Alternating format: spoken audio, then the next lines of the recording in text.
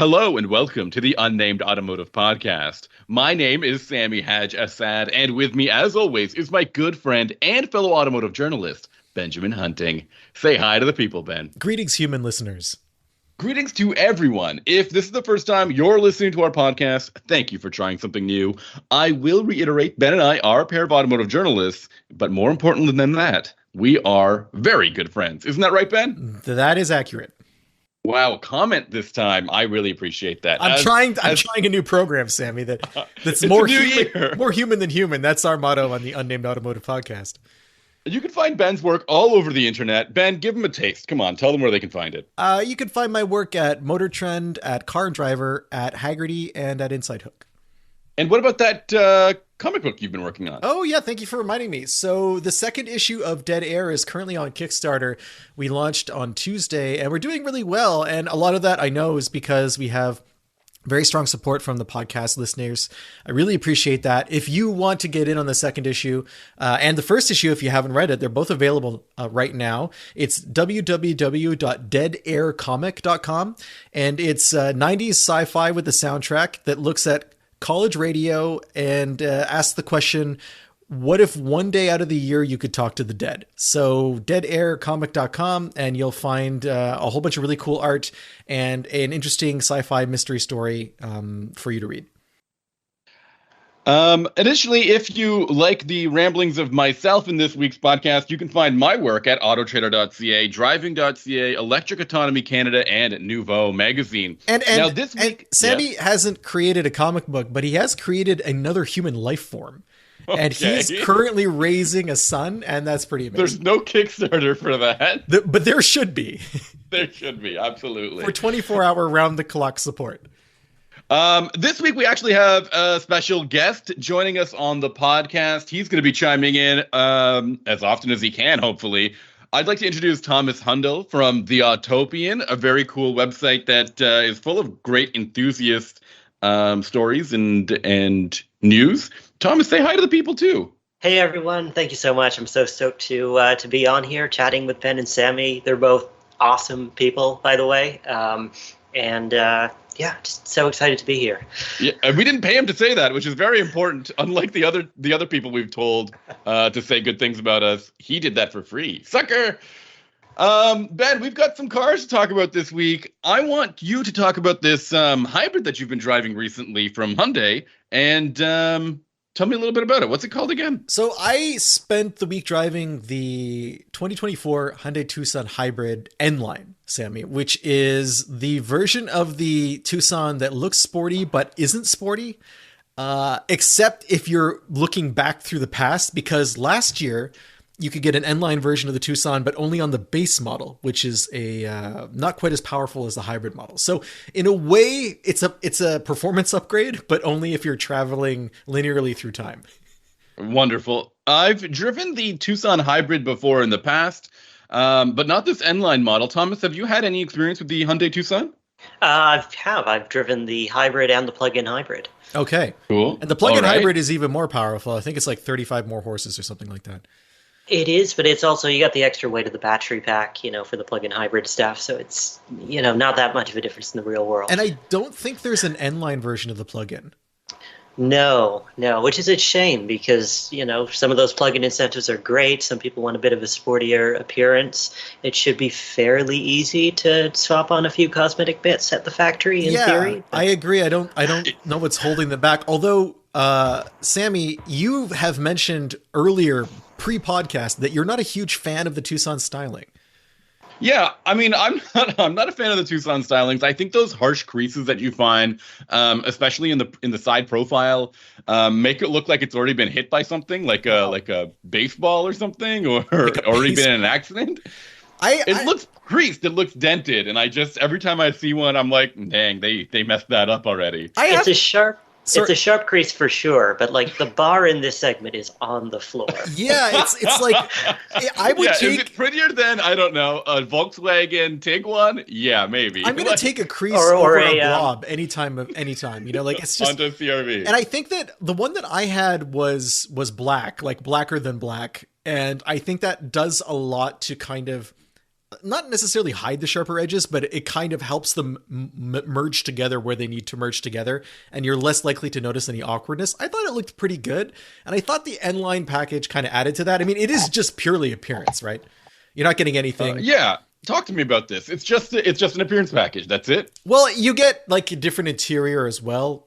A marginally different interior. Again, you're getting a lot of badging and stuff, different wheels. It's positioned kind of in the States. It's like a mid-trim version. It's just below the most expensive. In Canada, I think there's only, I don't know if you can get the base Tucson with the gas only engine, I think is the only gas only trim. And that's the 1.6 liter turbo in that model? Yeah, and that's like 187 horsepower. And then I think it goes right to hybrid. I'm not 100% sure, but there's like 4 versions of the Tucson that you can get. And then there's like, I don't know if they dumped the 2.5 liter engine in this generation or this year. No, it's gone. I'm pretty sure it's gone for a long time. And the other thing that's kind of weird in Canada is if you don't want the N-Line, which costs in Canada $43,271, you can get a luxury hybrid version of the Tucson that is exactly the same price. And so, okay, that's an important thing to bring up. Which one would you rather have? This is always a very bizarre strategy to me as a buyer when you're presenting what is supposed to be. I don't want to call it an enthusiast car because it's not an enthusiast-oriented model. The N-Line isn't. It's just a. I mean, it is in the sense that it's the only enthusiast model that they have for this vehicle. It's not enthusiast. Like, it's not enthusiast-oriented at all. There's nothing enthusiast about it except for the letter N stitched in the headrest. I'd argue the plug-in hybrid is more enthusiast-oriented because EVs and plug-in hybrid enthusiasts are very much real and very much vocal. It is a cult. Yes, that's true. That's important to point out. Absolutely. Okay, then talk to me. This thing's got what, 230 horsepower, 220 horsepower? It has 226 horsepower and 258 pound-feet of torque, Sammy. That torque figure sounds pretty decent. You know what's weird is I just want to go back to, we were talking about pricing. I didn't mention the US pricing. It's $36,800 in the US for the N-Line, but their base model Tucson is like really cheap. It's $27,000, and Canada's baseline is like $32,000. So there's a much bigger gap in the States before you get to the hybrid because there's more versions of the base Tucson. Like you don't have to go right to hybrid. But I'm on the builder right now I wanted to make sure that I couldn't build a gas version of the Tucson that was outside of the base trim, and they have a filter for 2.5 liter. Okay. And I'm not sure. There is one?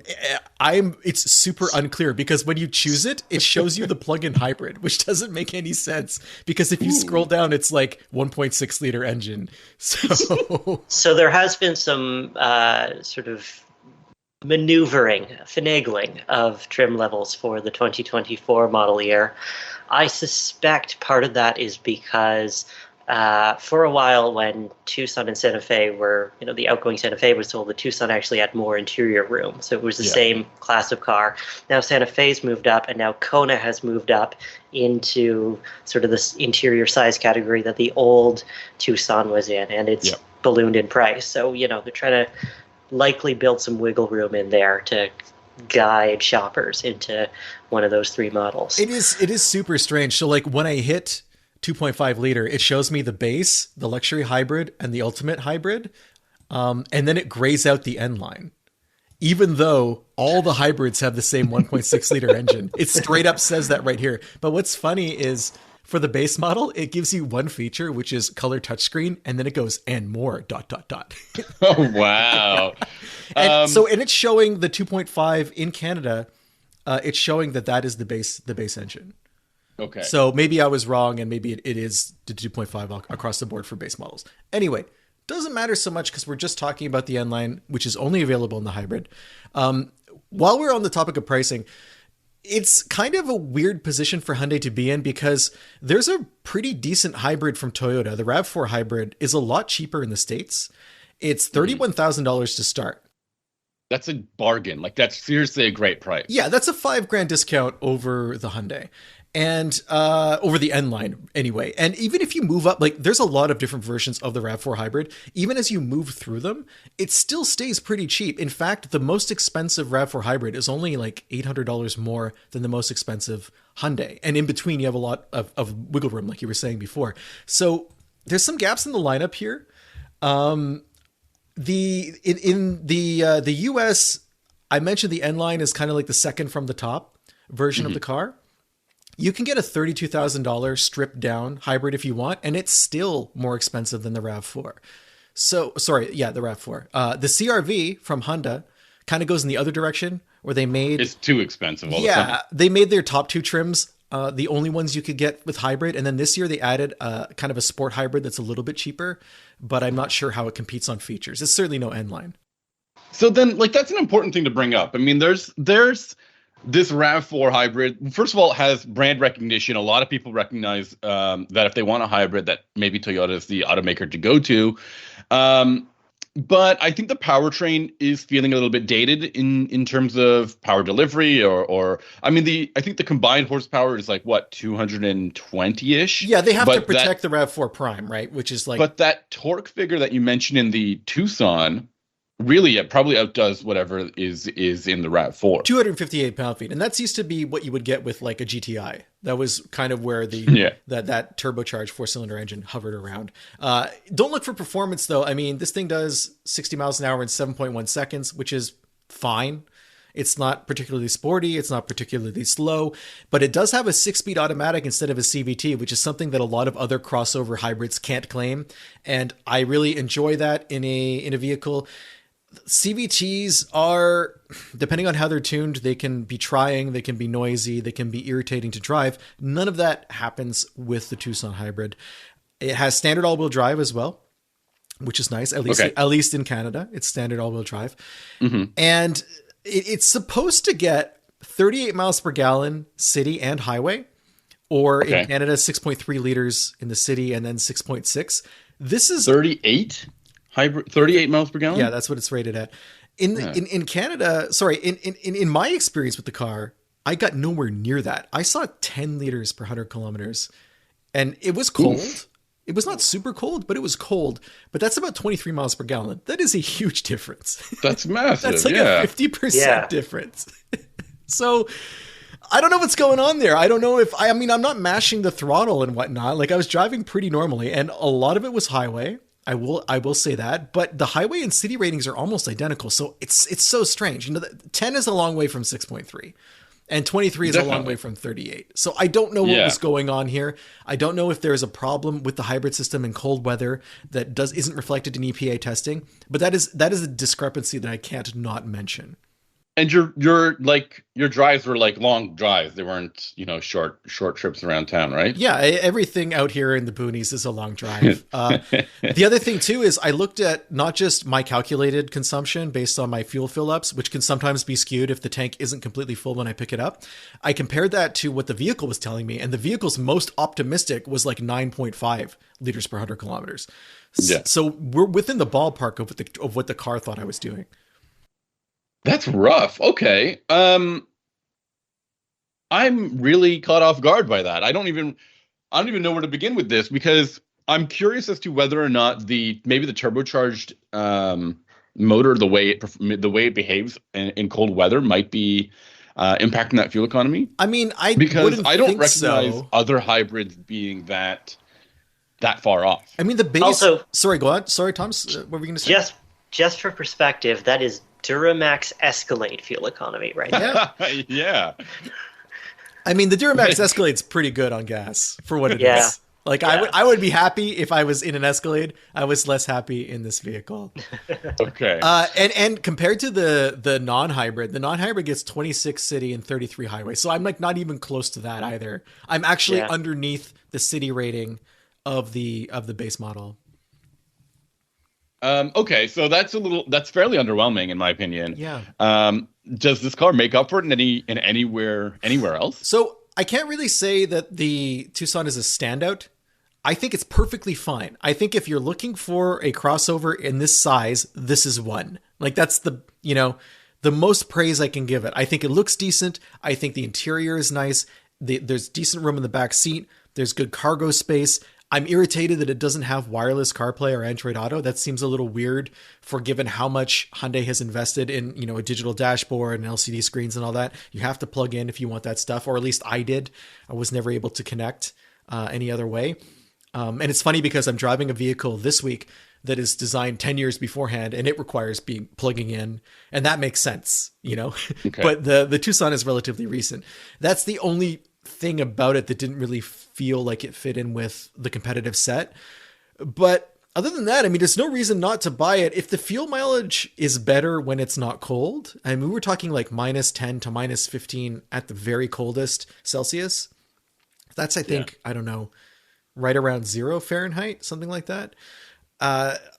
It's still a huge penalty to pay. And it's weird because the battery I never depleted the battery. The hybrid battery was always like either right around half or just under half. And it would occasionally go into EV mode while I was driving it. So it was, the hybrid system was functioning according to plan. It just wasn't able to deliver on the fuel mileage. That's a little, so like, I mean, my overall impression that I'm getting from you is that this car is a little, is missing the mark from or missing the target set by the standard bearer in this industry, right? For sure. But that being said, I haven't driven a RAV4 in similar cold weather in quite a while. So I don't know. I will say that the performance, if you're looking at the hybrid from a performance perspective, it's for sure an upgrade over the base model. If you're looking at it for fuel mileage, clearly it's not, at least in the winter. So it's really tough to say. This is something where I would have to revisit the car in the warmer weather and see how it performed. And I'd also want to check if there's anyone else out there who's listening who has a Hyundai hybrid from any or Kia. Or Kia from any model year. I would love to hear what your experience has been in cold weather. That's fair. I think that's fair.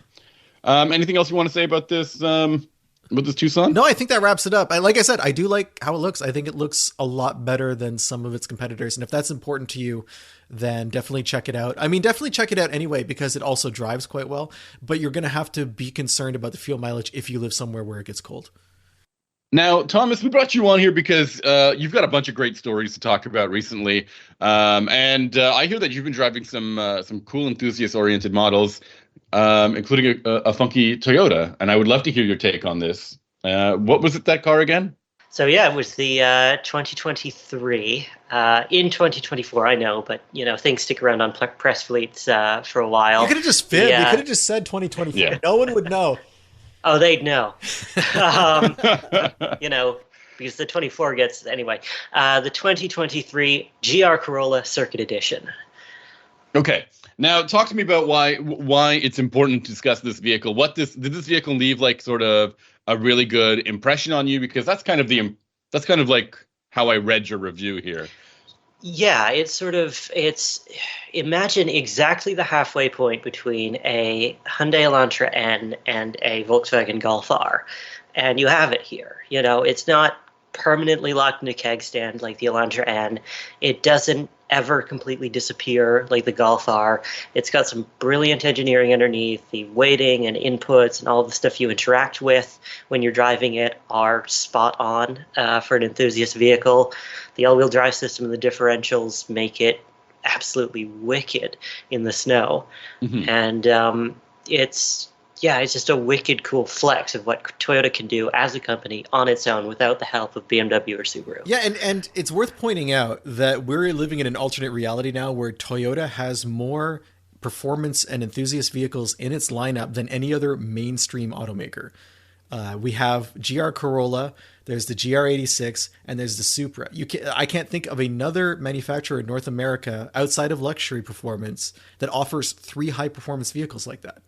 I mean, Ford has the Mustang, Chevrolet has the Corvette now that Camaro is gone. Chrysler has nothing because the Challenger has disappeared. Nissan has the Z and the GTR, but that's only 2.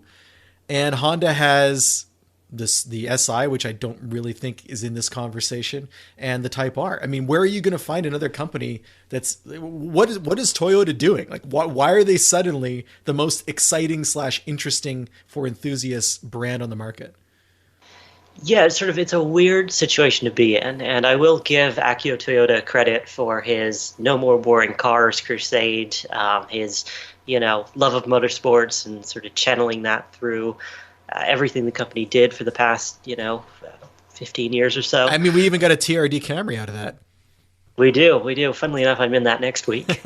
So, but yeah, it's a magnificent product. It's not so much the spiritual successor to the Subaru WRX STI as it is the spiritual successor to the Mitsubishi Lancer Evolution 9. It's much harder edged. It feels more aggressive, feels more optimized for tarmac, but still able to, take a kick in a gravel road, whereas the Subaru, it felt a little more optimized for loose surfaces. And it's just that next level of cerebral performance. So With being able to play with the all-wheel drive split and having, the driveline disconnect tied to the handbrake and all that sort of stuff. when I drove the car, the vehicle it reminded me the most of, surprisingly, was I had I had an '02 and an '03 bug eye at different points in my life, WRXs. And it really made me think of that because the car is not all that polished, in the sense that there's some vibration and all sorts of actual mechanical stuff is happening while you're driving or while you're idling. And that kind of brought me back to a time when that was something that we could expect out of a performance car that was built based on economy car roots. Now, there's a huge price difference between what a bug eye cost in 2002 and what the GR Corolla costs now. And I feel like that's the one disconnect where, I can hear what you're saying, though, when you're talking about like an Evo, where the sense that was a car that was far more expensive than you thought it would be based on its roots and based on the actual package that it was wrapped up in. But it does deliver performance that punches above its price point. Yeah, for sure. And I mean, it is, even with the beautiful new seats and the new steering wheel, it's still a $28,000 Corolla with, I guess, another $20,000 worth of go fast stuff bolted to it. And that's fine. I'm into that. Yeah. Yeah. I think a lot of enthusiasts, at least back when I was growing up, were into that, right? Like getting a cheap platform and just stuffing it full of performance until it can take on anything on the road. But instead we're told that what we actually want is a Golf R, which is like a heavily muted version of that formula. Yeah, I mean, the Golf R is a brilliant Audi, but I'm not sure about it as a hot hatch. And I think that it's moving even farther away from that, because I feel like there was a point in time for like 5 or 6 years where a Golf R felt like a mini executive car, and that was still engaging to drive. And now it just kind of feels like a lot of software that you're just sitting inside a simulation of what an exciting car would be. And all the elements of excitement are there, but they don't quite come together to actually deliver the experience you want.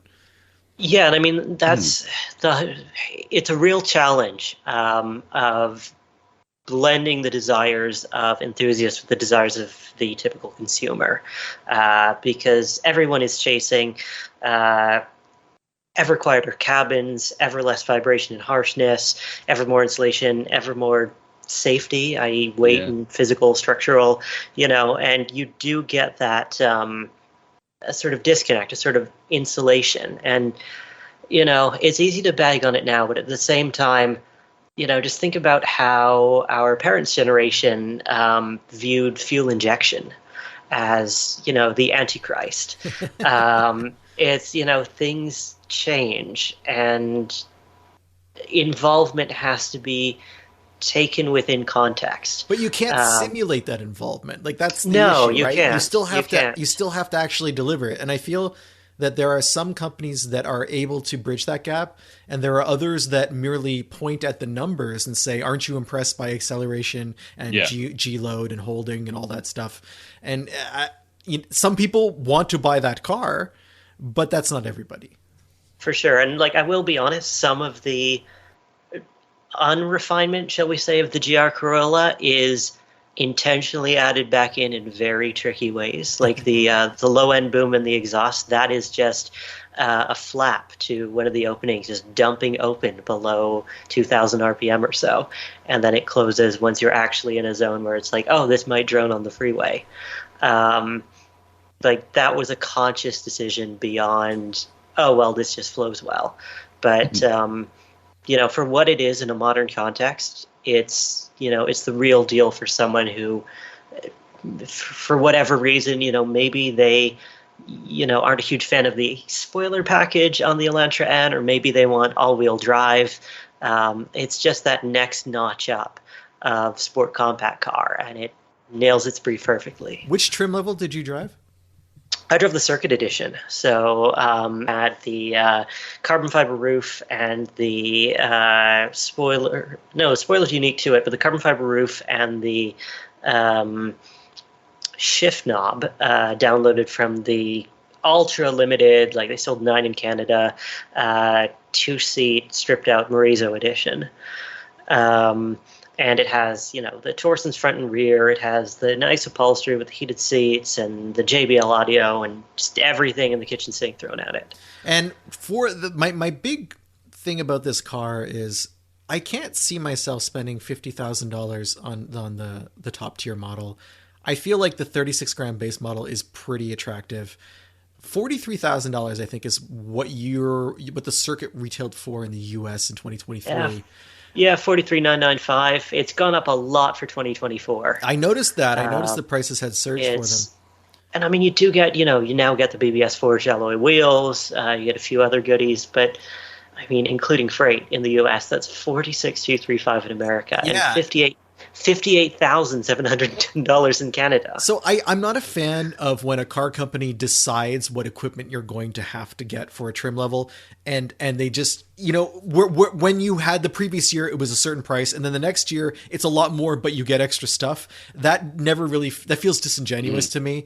Like, you can't just throw the option sheet at a car and say that it's a good deal, because you were mentioning context before. I feel like context gets really important once you're around the $50,000 mark, and you can start to buy things that have actual luxury badges or actual performance brand name recognition.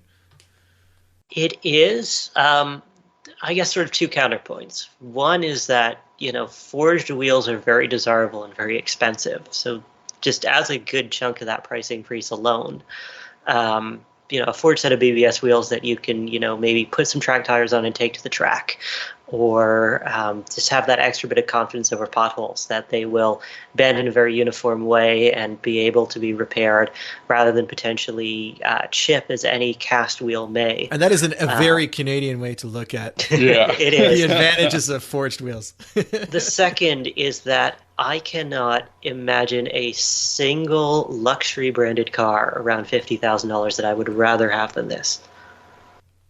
Now, I'm looking right now at cars like the M240. I would not have an M240i over this. It's $49,000. It is. It's very quick. It's not as practical. No, but it is very, very quick, and it has huge potential with the aftermarket. But you're locked into that automatic gearbox, which some people like, but, this is pretty much our last chance to buy brand new manual cars. So do it while we can. Yeah, that's good advice. You have, the steering just isn't as good. It's not as communicative. The Toyota has a very linear ratio. The BMW has that variable ratio steering that just doesn't quite feel natural. It's a much heavier vehicle, and you feel that inertia everywhere, really, braking, cornering. And there's just something nice and unassuming about, yes, it may have, massive fender flares and a spoiler and scoops and nostrils and gills, but at the end of the day, it's still a Corolla. You can sort of pawn it off to, your relatives and think you've made, the reasonable choice, the sensible, economical, practical. You don't have to tell them how much it is. And the other thing too is you're going to see a lot of other 2 Series out on the road, but you're not going to see any other Corolla GRs. Like it's or GR Corollas, sorry. It's far more rare. If you can still get the question, I guess, becomes, do you want to spend that much money, or do you want to spend less and then modify it to your needs? Like, do you want to pick up a Miata? Do you want to pick up a GR86? Do you want to pick up a Nissan Z, which is going to be... I would not recommend anyone pick up a Nissan Z for other reasons, but... but it is $10K cheaper, right? It is 10 grand cheaper, and this is coming from someone who owned and modified and loved a G35 6-speed manual, limited slip rear diff. The new Z needs probably at least 10 grand in parts to feel like a performance car.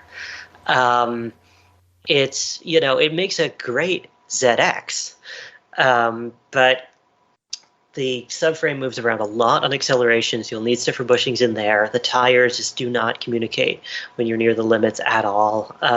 So, if you want to have a bit of fun, you'll want to upgrade those tires. Otherwise, you might end up in a hedge. The spring rate and damping is very compliant, but the body control isn't there. So you're probably looking at dampers, springs, and anti-roll bars. You'll have to open Pandora's box, and in the end, there's no guarantee that you will have a better all-rounder. Yeah. Than the Corolla. There's, I've tweaked, I've modified and whatnot, and I don't know if it's wisdom that comes with age, but there is something nice about having a car that's set up the way you want from the factory, and then just not touching it, not have to worry about it, and not having to potentially make any trade-offs to make it the car you want it to be. Oh yeah, I mean it's always nice to own a car that's not going to beat you up. I mean, yeah, it takes a while to figure that out, but yeah, for sure. It's one of the reasons why I've drawn like a really hard line on modifying my CTSV past the clutch and the sway bars that I put into it. Like I could put it on coilovers and it would look great, but then it's no longer the comfortable vehicle that I can just get in and put a ton of miles on and not worry about, right? Like it's yeah. I mean, the only things, to that sort of platform, I mean, I take it you already have the rear end reinforcement parts there, so de rigueur. No, it's actually not. So you only need to do that if you're drag racing. Like, so GM made like 4 different rear ends for that car, trying to figure out that problem, the wheel hop problem. My car has the 4th generation from the factory rear end. And, excellent. And I have beaten the crap out of it on many road courses, and it has never been a problem. The only problem I encountered in a high performance environment was the clutch with the dual mass flywheel. Yeah. It overheats, and then the pedal sticks to the floor, and I have to physically reach down and pull the clutch pedal up from the floor on the track, which is less than ideal. So, yeah, that's extremely annoying. The 3rd or 4th time that happened, I replaced it with an LS7 clutch, and that has been the single best modification I made to the car. Never had another problem with overheating. But yeah, the rear end thing is, you really see that played up because it's very hard to launch the car hard, but I never do that. So it's not an issue. Like, I didn't buy it to drag race. I have other things on my mind. No, I hear you. Yeah, it's drag racing and drifting are sort of the two big, but yeah, other than the clutch, like the only things you can realistically do to a car like that are not a downside in any way. You might be able to do a fairly expensive, like an MMR short shifter. I actually have a short shifter in it because the factory shifter is garbage. I didn't include that in the mods, but there's a guy. I mean, I've had the car 15 years now, but there's wicked. Yeah, it's the car I've had the longest actually, and there was a dude named Brian Ruxdale. He's still out there. Shout out to Brian if you're listening. He's moved into the Corvette world now, but for a long time he was manufacturing one-off parts for the CTSV, and he made an amazing shifter that got rid of all the crappy bushings and weirdness that was inherent in the original design. And that's also a must-do for sure. Like, you can't. The factory shifter is so bad that at one point I couldn't put the car into first gear anymore because the combined sag from the bushings on the factory shifter and the Tremec transmission mount made it so I had to bump shift it, where you'd accelerate a bit down a hill and then slam the brakes on and shift at the same time. That was the only way you could get it into first. Anyway. It's like GM and BMW in the mid 2000s had a competition to see who could put the worst shifter in a midsize luxury sedan. Yeah, it's like on par with like those shifters on the dashboard in like the minivans that you used to be able to get. Just absolutely terrible. Yeah. What are we talking about again? No. Oh yeah, not having to mess with it. That's the big appeal. It's not having to go down the shifter rabbit hole. Yeah, so the GR Corolla, it's not a car for someone, in their early 20s who just got their first really big job. It's really a car for someone in their 30s or older that's, been down the tuning route, and they want something that evokes the thrill, but isn't a hassle and is above all else absolutely excellent. Now you're describing Sami exactly. He is exactly that person. And yet, what did he choose to buy? When it came time for you to buy another car, you did not buy a GR Corolla. No, I didn't buy a GR You Corolla, bought but I brought another turbocharged car. All-wheel drive car. I got a Subaru Outback. Yeah. A turbo Outback. So Sammy, what that's went because I was wrong? looking for more. What went Well, wrong? I can tell you exactly what went wrong, and that's the way Toyota carved out the cargo area on the GR Corolla. You simply will not fit a stroller in there. Exactly. It is impossible to use as a family vehicle. That is a very do valid... the rear seats even fold down? Are there even anchors in the rear seats? Oh, there are anchors. They fold down. You know, you can do a forward facing, but you're not doing a rear facing. No. Sammy, you're asking a lot of questions about something that Toyota does not want to discuss. I know. I mean, it's incomparable, man. An Outback and a Corolla and a GR Corolla. And yet we're doing it. I would have gone for a Golf R if I could find one really in my price point, and if I could really swallow the expected reliability of such a vehicle, but it just wasn't going to work for me. And plus, I think. you have that hard requirement of illuminated control surfaces on the dashboard. That was a deal breaker for you. I know. Yeah, that's technology. Not for me, more for my partner. But yeah. I take it's pre-owned Stinger GTs were a bit thin on the ground at the time. Oh, man, yeah, actually, there were a couple of them. But there was something about I didn't want a 4-cylinder model. I wanted a 6, and the 6 was a bit too pricey. They're very expensive in Canada. Yeah. You know what's a better purchase than that? It would be the last year of the Hyundai Genesis, I think, where it was kind of like basically a G80. Oh yeah. Those ones were very close to being. You got to get the right V8. pick. But if you're going full Lux, go all the way up to an Equus. Yeah, maybe. Yeah, and at least that might be able to store a baby stroller a little bit easier. Exactly, and you could have a fridge in the back to keep formula prepared. Yes, this this is practical parenting advice. It's surprising that was not in the brochure for the EQS. Thomas, one of the things I really wanted to talk to you about this week was a story you published last week about the. Oh, this is really good. I love this. This is the how do you describe these again? What is these band-themed Honda Civics? Honda Civic Tour, Sammy. That's right, the Honda Civic Tour. Now, Honda Civic Tour is just a byproduct of an idyllic time, really, right? Like the 2000s when everyone was into having kind of like music all the time, everywhere, and so everyone can hear it, and that's our promotional tool. Are you saying music is right? dead, Sammy? Is that what you're saying now? I think everyone just jams headphones in, and that's it. And nobody really likes to share each other's music these days. Wow. Not like this. Wow. Okay. Not with a branded vehicle. I'm going to say I did not know the Honda Civic Tour was a thing until I read this article on the Autopian. You guys got to go check it out. It just went up this week, and it is mind-blowing. Sorry, not this week. It went up last week. It is mind-blowing. Not only did Honda sponsor a tour, which makes a lot of sense because there are a lot of car companies that try to engage the youth market in a similar way, but Honda went a step or maybe 10 steps further than you would have expected. Thomas, what did they do that no other car company has done to make this the weirdest possible thing? So they went full how do you do, fellow kids, and they Exactly. made each headliner essentially they made a customized Civic for each headliner. And from what I've been learning since, some of them have been done by marketing agencies and whatnot. So, that might shatter the illusion a little bit. But considering this tour ran from 2001 until 2022. 2001, which I will point out, is the year Fast and Furious was released. So this is the ideal time period for Honda to be doing this.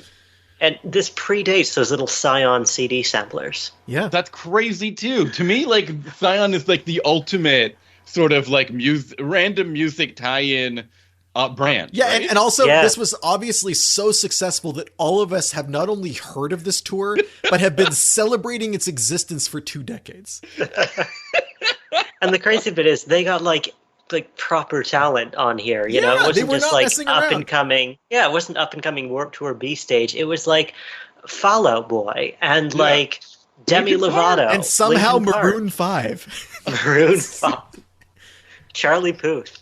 Blink 182, brilliant. Good Charlotte, Yeah. Newfound Glory. Like, Yeah. these are all bands that people are familiar with, and yet cars that no one is familiar with. Like, Yeah, it's impressive to shine such a bright spotlight on something and yet have everyone look away. Yeah, it's like nothing says "How do you do, fellow kids" quite like a One Republic themed Civic Type R. And some of these cars, if you go to the article, which we're going to link to in the show notes, there are renderings of the cars, and there are also photos of sometimes the stars with the cars. And it's funny how different those can be. Like, some of the renderings, they look very aggressive, video game-ish. The One Republic one is hilarious. It really reminds me of that era when they had those like Star Wars tribute cars as well, where they tried to make like a Honda or a Hyundai look like an X-Wing fighter, and they couldn't really do anything except paint it so that it looked like an X-Wing fighter. And the One Republic one looks like an X-Wing, except it says One Republic diagonally up the door. Yeah. I mean, or the Demi Lovato one, which, in the rendering, it looks like it is matte rose gold and black. And in the actual photo, it looks very waste management, shall we say? Yeah, it's Volvo bronze, but like after a few years in the sun. That's many lighting, years man. in the sun. Come on, that's bad fluorescent lighting. They couldn't spring up for the nice lighting for it. And the pictures... But like... Bad fluorescent lighting would make it cooler. If it's more brown, it would be warmer. Like, what's going on here? More authentic for sure. And there's also, it's funny because some of the photos, you can tell the band is having a good time. But then there's some of the photos where, like, the Blink 182 one, clearly this is the 10,000th photo they've taken that week, and they're just waiting to be told they can leave. And then if you look at the dashboard confessional EM2 Civic Coupe, which I can't believe I just said that sentence, but they are clearly photoshopped into this image. Like, they are not near that car. That car is a stock Civic photo. Someone has done a rendering of the graphics. And even funnier, so of all the cars here, this is the one I think that is most reflective of trying to catch up with Fast and Furious culture, because it has like the kind of terrible graphics going up the side that don't make a lot of sense that were popular at that time. But it also has in the rear quarter window all sorts of performance stickers, including like a big Alpine sticker that makes it feel like a tuner car, but it's not a tuner car. I mean, it's a tuner car in the sense that your friend in high school had a tuner car, and yeah, Dashboard Confessional has never seen this car in person. Yeah, it's, some of them are a little shocking. I mean, I kind of like the, as bad as it may be in certain ways, the Good Charlotte EP3 SI, which is, again, another phrase that I, cannot believe I am saying, because it appears to actually have a full Wings West wide body kit on it. Yeah, they put a little bit of effort into that. Like, it's got a whole kit, yeah. Yeah, it's got a kit, it's got wheels, all those stickers on it, those are actual parts that went into the cars. So Alpine, went into an aftermarket audio system in this particular vehicle. And the best bit is most of them were given away as a promotion on the Honda Civic Concert Tour. These could Tour. Still be out there, is what you're saying. They are still out here. This EP3 SI, the Good Charlotte one, was spotted in New England just driving about several months ago. Wow. Brilliant. That's like seeing Bigfoot. Like, it's the kind of thing that, you're like, oh, where's my camera? And then no one's ever going to believe me. Those are your two thoughts, like in sequence, when you see the Good Charlotte EP3 Civic. The other thing that... Oh, sorry, it wasn't the Charlotte one that was spotted. It was the Incubus EP3 SI, which is also very of the time. Well, that's what I was going to bring up. Something that I've noticed in this article, that because of the timeline. So you arranged it in terms of how cool they are. Sort of. But if you look at how they evolved, the early cars, like from 2001 to say 2005, they do try to reflect tuning culture in the sense that it's pulling from what was on the street or what some Honda marketing intern had been told by a cooler friend was on the street. And then there's a shift where the later cars we're just going to throw a wrap on it and some wheels. And then even later than that, it's like, here's a car that is aggressively sporty looking. Like, it's almost like there's three different eras for these cars. Yeah, I mean, the convergence is probably the Black Eyed Peas Honda Civic Hybrid, which is again something the I Fallout Boy, Well, the- Fallout Boy hybrid is also another bizarre one. that I mean, the Black Eyed Peas one is a big one because a CGI version of it appeared in the music video for Pump It. Oh wow. Oh yes, okay. So like, there's actual crossover there, And there's like a mid period where they kind of just seem to have given up. Like the FG3 car from a band I've never heard of, 3-Ball MTY, that's new to me. And if you look at the One Direction FG3 and then the Portugal the Man FG3, those cars are like art cars, but if they were done by a first year art class kind of deal, where they just let some people loose in a room with some spray paint or some chalk paint or whatever, and they just said, make this look different than stock. And like nothing else about the car really changed. It's just honestly, yeah, I mean, either they did that or they crashed it in the headquarters of Canva. They're like, here are some crayons, put it in the sun, see what happens. Yeah. The American Authors one I like because it's like, make it look like a nondescript YA novel. That's very true. I think that if I was to get behind the wheel of the American Authors car, I would learn something about myself and something about my best friend that causes us to not be friends for maybe 2 months, but then we come back together and we're stronger.